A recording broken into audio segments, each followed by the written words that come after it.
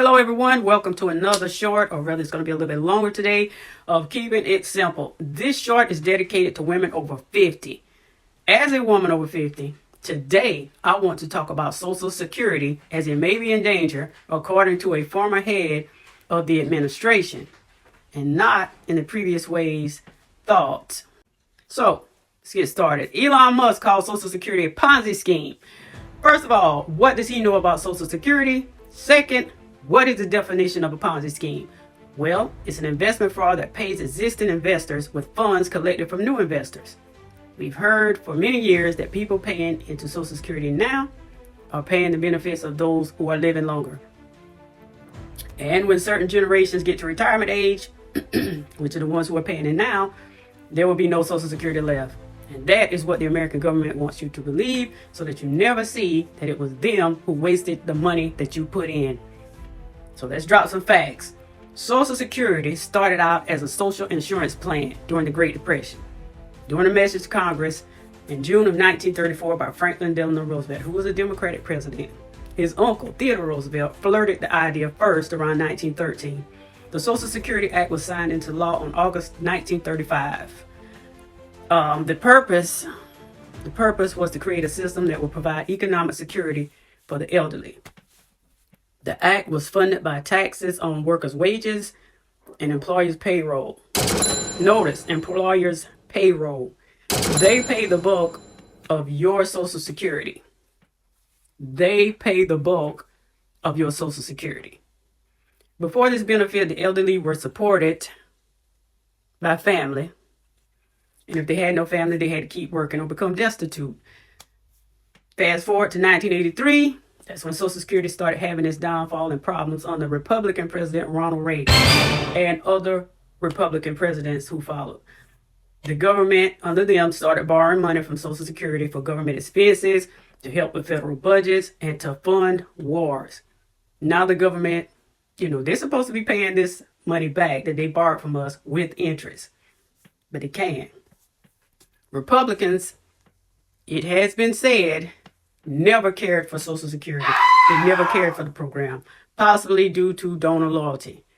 Major companies, they just don't want to pay the lion's share of their employees' contributions. So, did they start borrowing from it to ensure that it would fail? I mean, after all, it was Democrats that made Social Security possible. And with that said, I'm not trying to bolster Democrats, as I have an issue with them as well. It's just the two parties of our American government try to act so different when they both destroy our civil liberties and our pursuit of happiness as one and the same.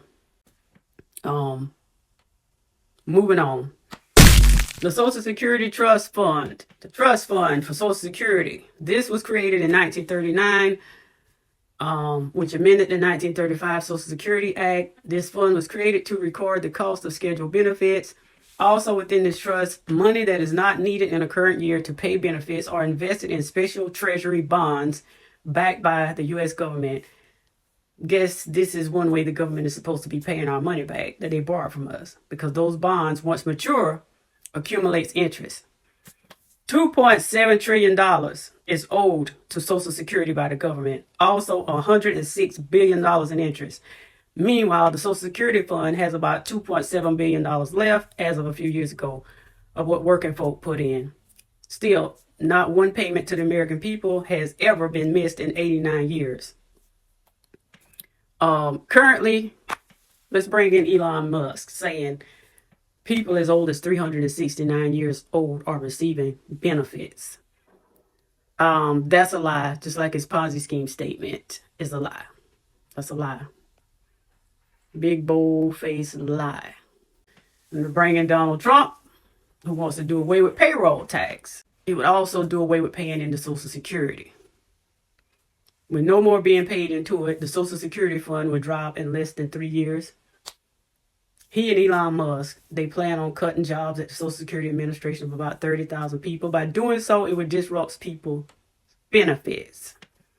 So, with a system that's already in trouble, and with them acting like they're trying to help, which I really don't think they are. It's just part of the plan to phase out Social Security that was put in place, maybe over 40 years ago. Let me say this. Social Security has been and is one of the most successful programs to help against poverty for the elderly, but the mega rich seems to hate it. Not only do they not want to pay in for their employees, they themselves don't pay their fair share into Social Security, just like they don't pay their fair share of income tax.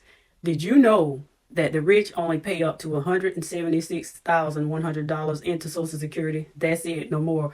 So let's look at it from another angle. Even without the government dipping into Social Security, it will still potentially be short because the rich do not fund their fair share.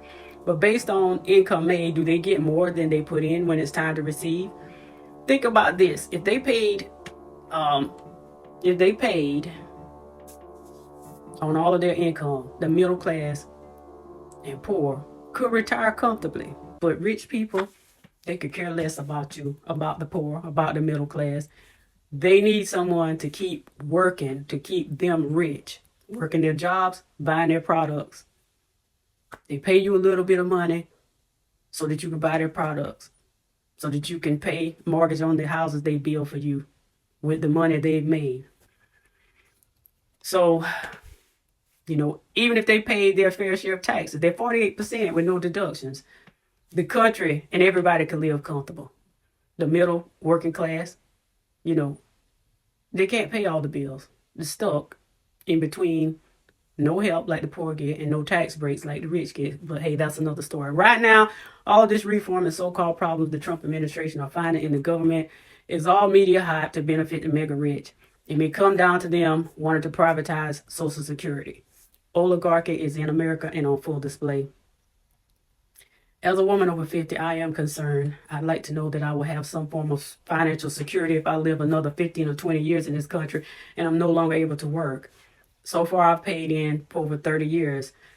Don't just take my money and say, well, sorry, there's none left. The Republican plan to bankrupt Social Security is sad, and it looks like they did it. And now they want to convince you that it was a system that was doomed to fail. Anyway, that's all I'm going to say on that. Thanks for watching. Thank you.